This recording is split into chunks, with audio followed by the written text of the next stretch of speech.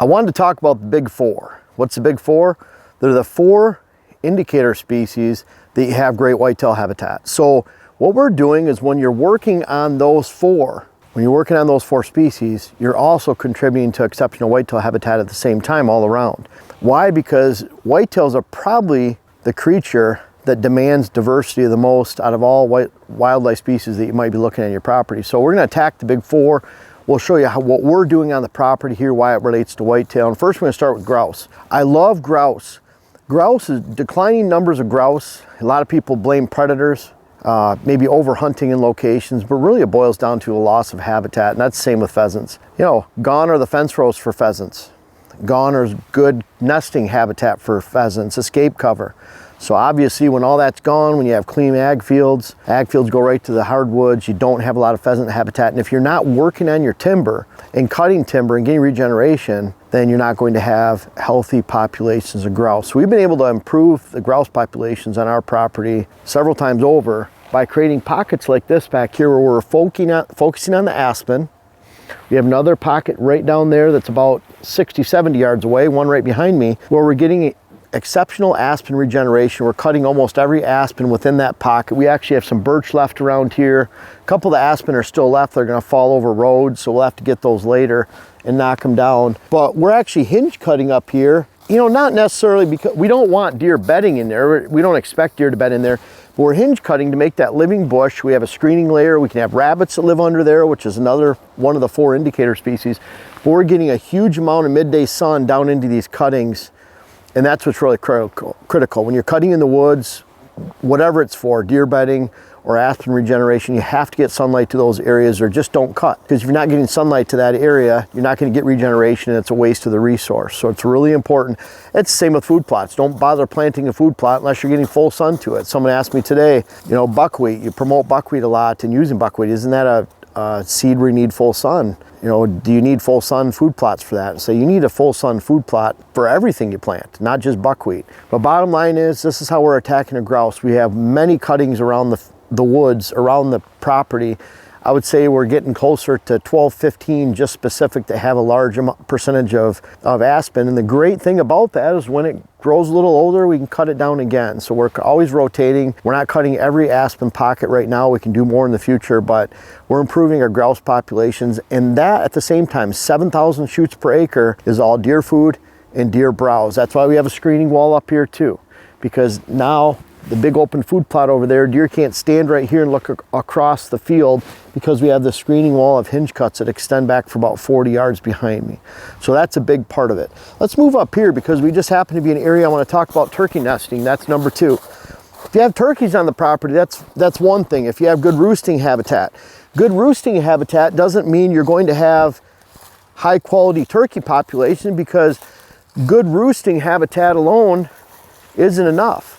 You have to have turkey nesting habitat. You have to have an area where young turkeys can hide and escape, and turkeys can actually have their nests and poult. So right here, this top right here, we have everything that a turkey needs for turkey nesting habitat. And we have this times 20 around the rest of the property. This happens to be a long skinny point. We have switchgrass that's planted down the middle. Turkeys love that upland habitat where it meets hardwoods and hardwood regeneration combination. They have nests in areas like this where you see the briars back here, hardwood regeneration combination. Perfect location for turkey nesting habitat in a spot like this. A lot of people don't have this. They don't have this cutting. So we're using a combination of hinge cuts, hardwood regeneration off the sides right here, switchgrass. We have briars, shrubs in here.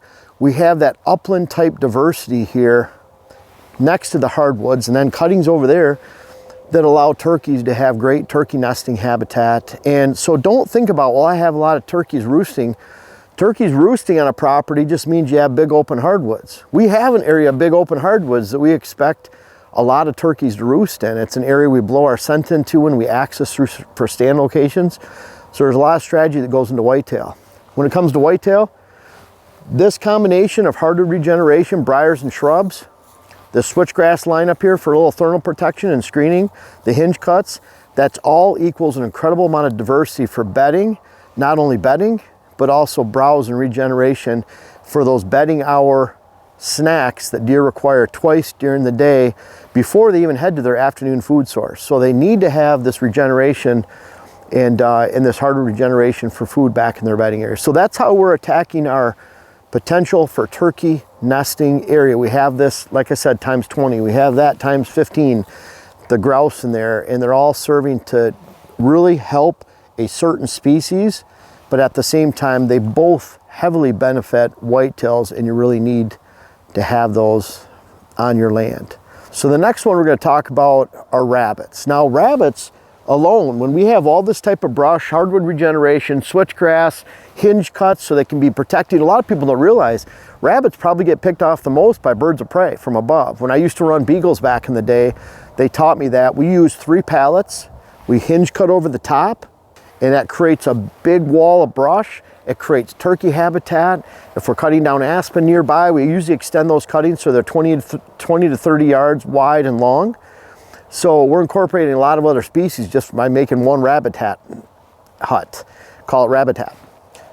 But in here, without even any pallets, we're creating great rabbit cover because deer can hide under these hinge cuts, they can go into these briars.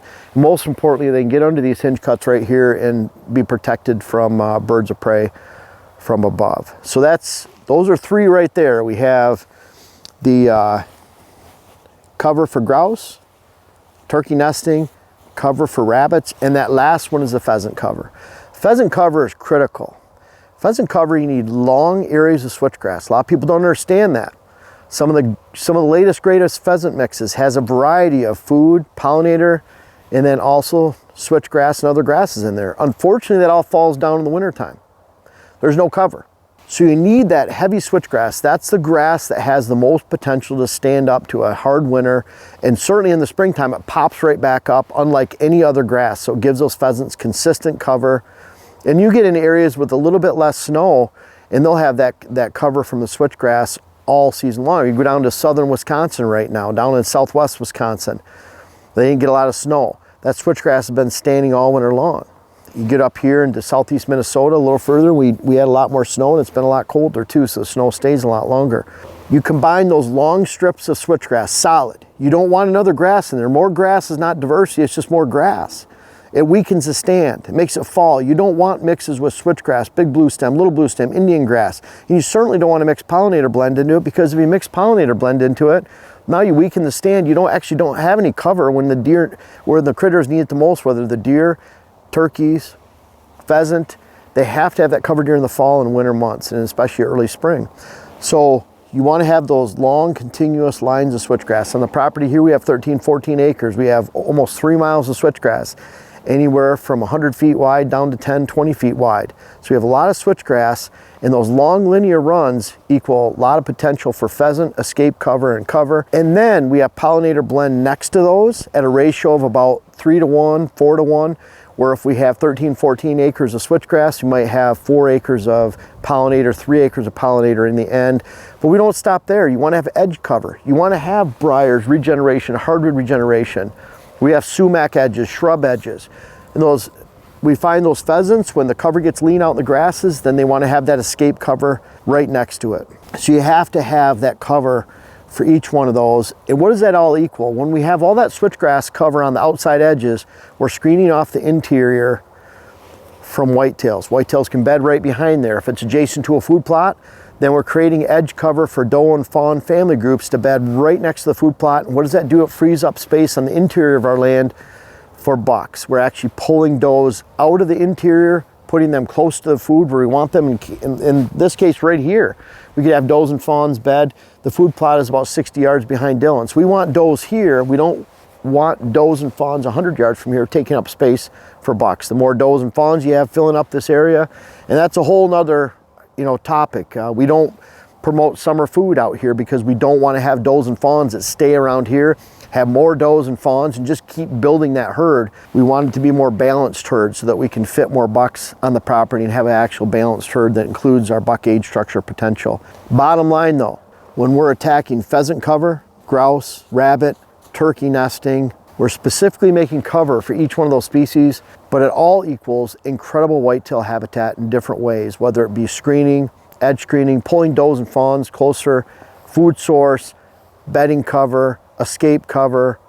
It's all creating whitetail habitat. And when you put it all together in a mindful approach, where you have bedding here, food there, water hole there, bedding there, where you're putting stand locations in between, the connection of all these habitat improvements, it not only equals great whitetail habitat that you can walk around the property and not spook when you're moving throughout the property, but it also equals great hunting locations where you can determine that this food source stand is an afternoon stand. We have a stand at the back of this bedding area, for example, that's a perfect morning stand, and we can set up that assemblage of stands that takes advantage of all these whitetail habitat improvements that are designed with a purpose to connect not only whitetail movement, buck movement, facilitate where does bed and where bucks bed, but create a bountiful supply of indicator species, including the big four of grouse, pheasant, turkey nesting, and rabbits.